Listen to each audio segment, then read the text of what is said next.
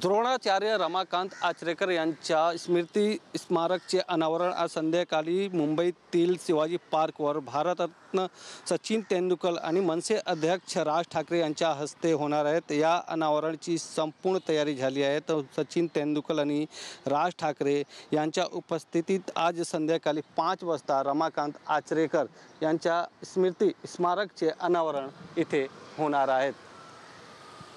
Cameraman Ganesh मोरेसा, Govind Thakur, TV9 Marathi, Mumbai.